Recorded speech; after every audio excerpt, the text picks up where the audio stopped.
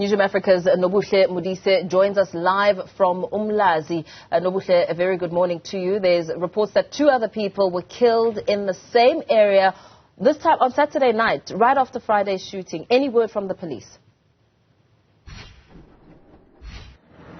You are correct. 2 more people were shot on Saturday. When I spoke to police this morning, what they said to me was that they haven't distinguished a link yet between the suspects that are linked to the shootings that happened on Friday, where 6 people were shot dead, 4 at a house and 2 at an informal settlement. So the second batch of people, the 2 people that died on Saturday, they can't really say whether there is a link between those suspects who shot at the people the previous night.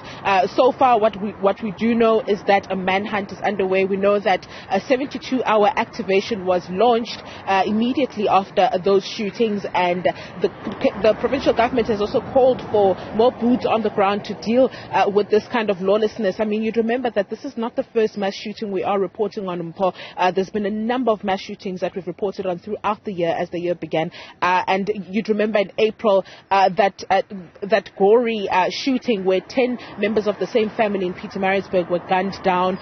Just last month in July, we know that in Potchefstroom, about 4 people were killed at a taxi rank when a gunman opened fire at these men who were sitting inside a taxi. There's been just many incidents. On top of that, we know of assassinations that continue to take place in the province. The biggest one being that murder of AKA, where we saw chilling footage of how he was actually shot dead and gunned down. And these are kind of the things that we see happening throughout the province. And as I said, it's been happening from as early as the beginning of the year, and each and every month it seems as if we are reporting on mass shootings in the province. And this particular one, the KZN provincial government has called for more boots on the ground to ensure that those suspects are apprehended. What we do know so far is that what had happened is that 4 suspects stormed into a house in Umlazi Q section at around on the Friday night at just before midnight and opened fire. There were 2 people inside the house. There was 1 person in a back room, and there was someone outside next to a toilet, and they were all shot dead.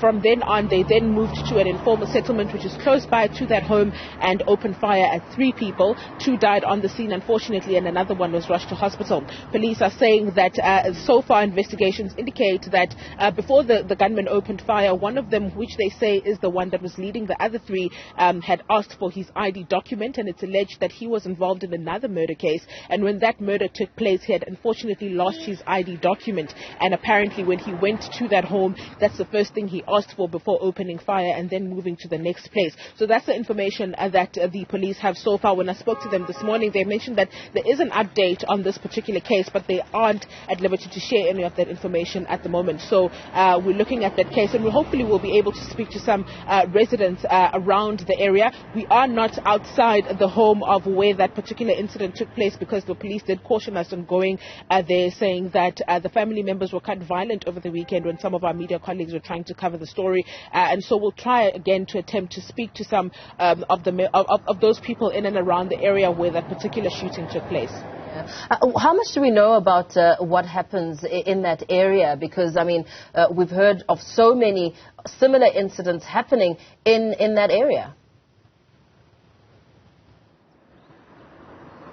Umlazi is unfortunately a hotspot for crime, including KwaMashu, Inanda. I mean, we've seen when those police crime stats came out at the beginning of the year, where they were saying that these are the hotspot areas, and this is where you'd see a lot of crime taking place. Also, the issue of the proliferation of illegal firearms is a big one, where we see the SAPS, kind of undergoing some raids and some special task teams that go out and they find some of these legal firearms. But that's not enough, because, I mean, it is quite clear that most of these firearms that are used in these crimes are illegal firearms, and that's the issue. We know that at the beginning of the year, when those crime stats came out, Inanda, KwaMashu, Umlazi were one of the hotspot areas where we know that a lot of the crime does take place here. Very well. Let's perhaps leave it there for now. Nobuhle Modise giving us an update on the violence that we've seen breaking out throughout the course of the weekend in Umlazi, KZN. Of course, we will continue to get an update as officers are on the ground investigating and community members yet to react.